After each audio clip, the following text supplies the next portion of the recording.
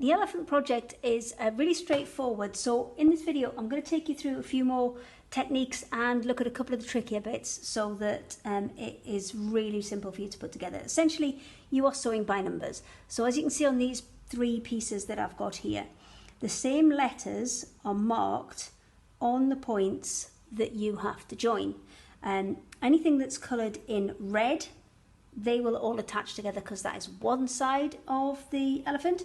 And anything coloured in blue, that is the other side. Now by blue I mean the outline edges, and this is my prototype one, but we actually changed it off the back of the prototype one and added a little blue outline edge to the fabrics where you need to sew as well, just to make it super clear, because if you did cut all your blue line off the edge then you wouldn't see it. So anything in blue, they should all join together, so that should make it nice and easy. Anything in red, they will all join together. Anything in yellow, they're bits that join the 2 sides together. So as you can see, this is part of the tummy that goes underneath, and you can see yellow matching there onto the red one and yellow matching there onto the blue one.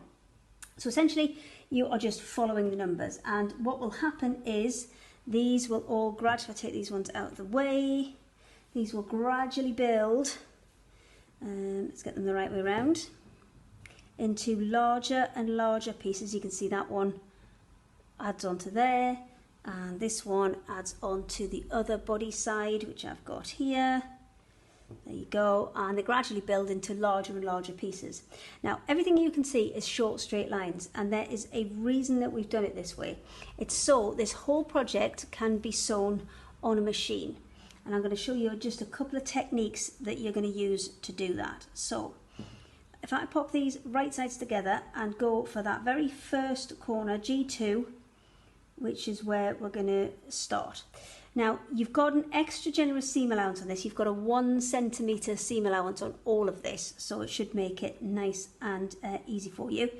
So all I'm going to do is mark up G2 and pin it to G6.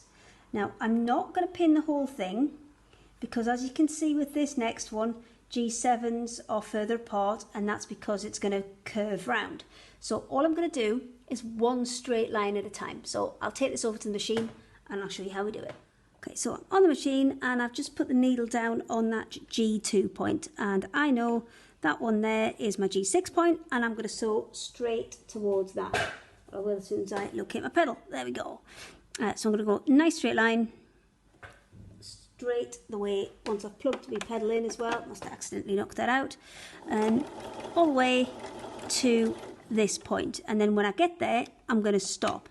I need to make sure I'm exactly on that point as well, so I might just go another half a stitch further forward. There we go. So I'm spot on that next point that matches. Then what I'm going to do is leave the needle down, lift the foot, and then move my 2 fabrics so that G7 matches up with G7. Pop the foot back down, and then you can see that line there, and stitch that straight line.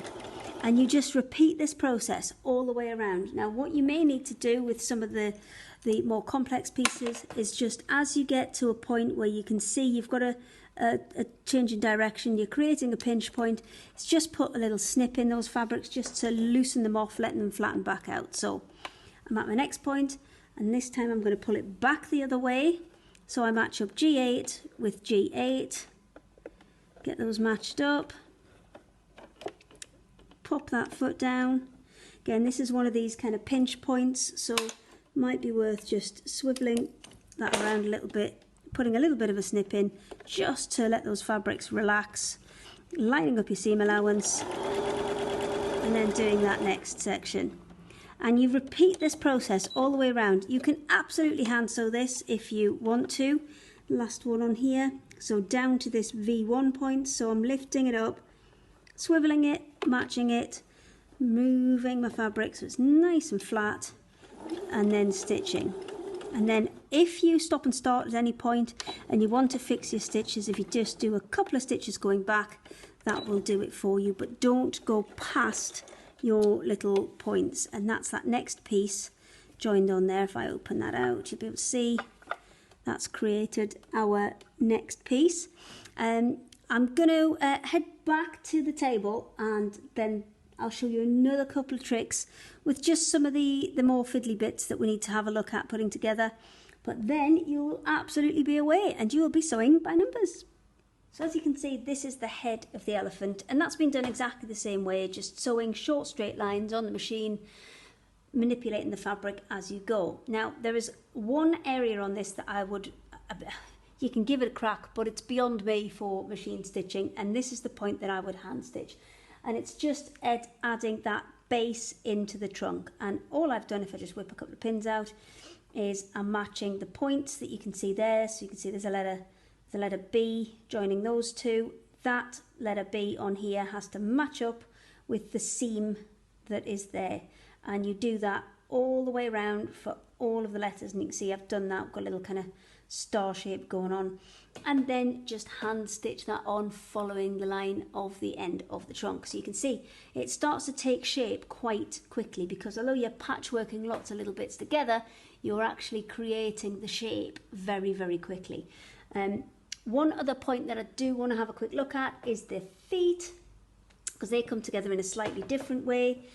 With the feet, there's lots of tiny bits to create the toes. So what I would advise you do with these is start with the base bit. That'll be in yellow because it kind of goes across between the left hand and the right hand side.